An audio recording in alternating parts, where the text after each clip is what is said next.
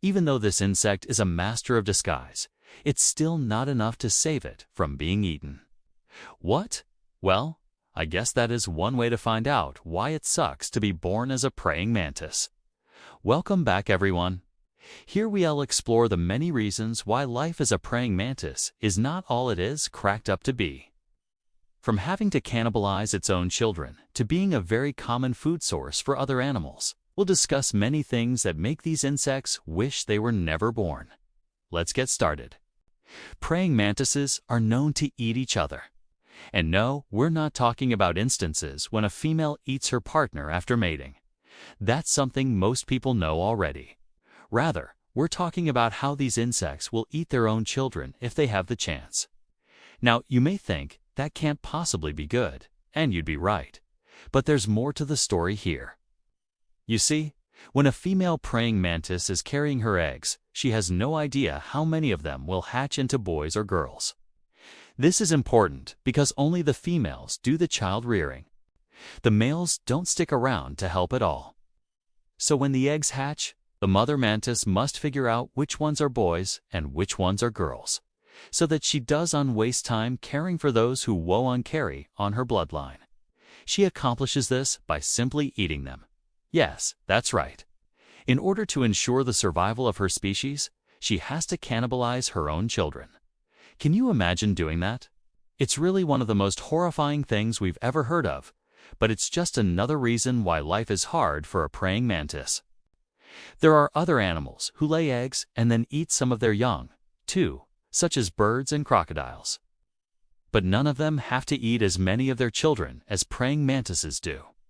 Most female mantises will eat about half of their offspring, which means that only 1 out of 2 will survive. But in some cases, a female mantis has been observed eating up to 86% of her young. That's pretty terrible odds for a baby praying mantis. Even if you do manage to avoid being eaten by your mom, you still have a lot of other predators to watch out for. And speaking of being watched, did you know that praying mantises can see in 3D? Because of this, they're able to judge the size, shape, and distance of an object much easier than other insects. This is great when you're trying to hunt your prey, but it also means that your predators can do the same things to you. Most animals can see in 3D too, so it's just another thing that praying mantises have to look out for. And since they're slow-moving creatures, they often become easy targets for hungry predators. You might have noticed that we haven't talked about any human interaction yet. Well, that's because we wanted to focus on the natural enemies of praying mantises first, and there are plenty of them. Birds, frogs, lizards, spiders, bats, and even other praying mantises want to eat these insects. Also, praying mantises tend to live in areas with lots of vegetation. While this provides them with plenty of places to hide and ambush their prey, it also makes them easy to spot for their predators. After all, most animals have excellent eyesight and can easily pick out a praying mantis from among the leaves. There are also other insects, like the praying mantis's main enemy, the praying wasp. As the name suggests, these wasps are the natural enemies of praying mantises. They'll attack them without hesitation, and they're even capable of killing adult mantises. If a praying wasp decides to attack you, there's nothing you can do about it. Even though you're a great hunter yourself, you're simply outmatched by the wasp. These insects are larger and stronger than you, and they're also much faster and more agile. In short, there's no hope for survival if a praying wasp wants to kill you. People usually don't eat praying mantises, but we know that some Chinese restaurants serve them as a delicacy. However, this is not something that happens on a large scale. The vast majority of people have no interest in eating these insects. So praying mantises don't have much to fear from humans themselves. On the other hand, we do kill a lot of them accidentally. When we use pesticides, we're not always careful enough and sometimes end up poisoning these insects along with other creatures. Pesticides are a huge problem for praying mantises, and it's estimated that over 200 billion pounds of them are used worldwide every single year. When these chemicals enter a praying mantis's body, they cause severe damage to its nervous system. Depending on the type of pesticide, the insect may experience muscle tremors, seizures, and paralysis. Some pesticides are neurotoxic, meaning that they can cause permanent brain damage. Others are so-called contact poisons, meaning that they can kill a praying mantis simply by touching it. There are also stomach poisons which kill the insect after ingestion. And of course, these are just the effects we know about. We don't know much about how pesticides affect the human body, let alone the bodies of insects.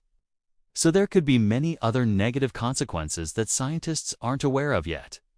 Regardless, pesticides are a major threat to praying mantises and other beneficial insects.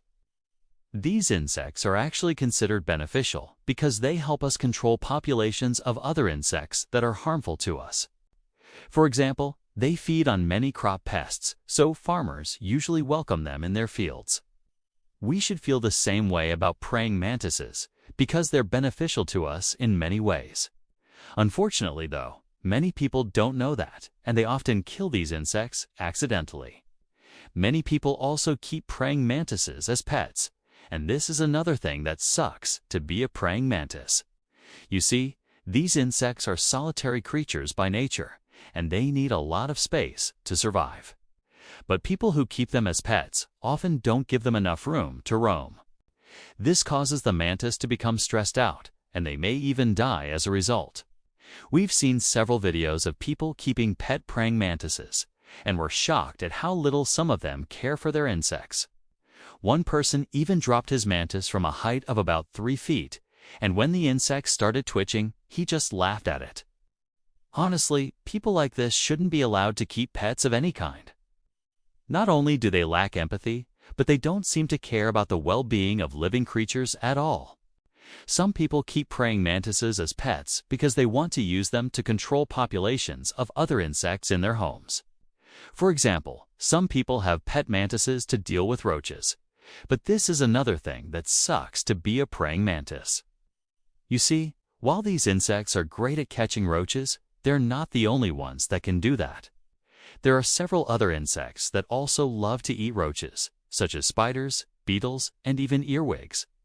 So why would anyone want a praying mantis for roach control, when they could just get some of these other insects instead? Well, the answer is simple. People don't know how to keep these other insects as pets, but they do know how to keep praying mantises. This is why so many people have pet mantises instead of other insects. Sure, they're a bit needy, but at least they can help you get rid of those pesky roaches.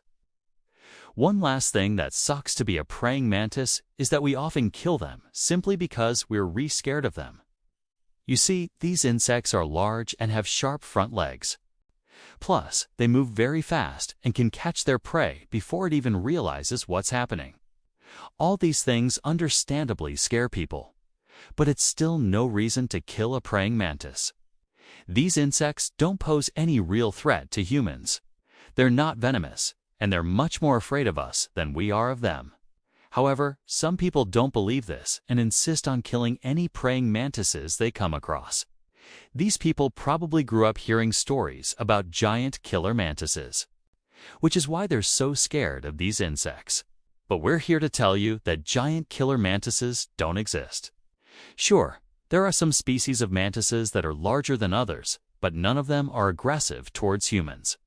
And yes, some mantises do have very sharp front legs, but they use them to catch their prey, not to attack people. So next time you see a praying mantis, don't be afraid of it. Just leave it alone and let it do its thing. Well, folks, that's why it sucks to be born as a praying mantis. We hope you enjoyed this video and learned something new. Please let us know what you thought of it in the comments below. And don't forget to hit the like button and subscribe if you haven't already. Thanks for watching, and we'll see you next time.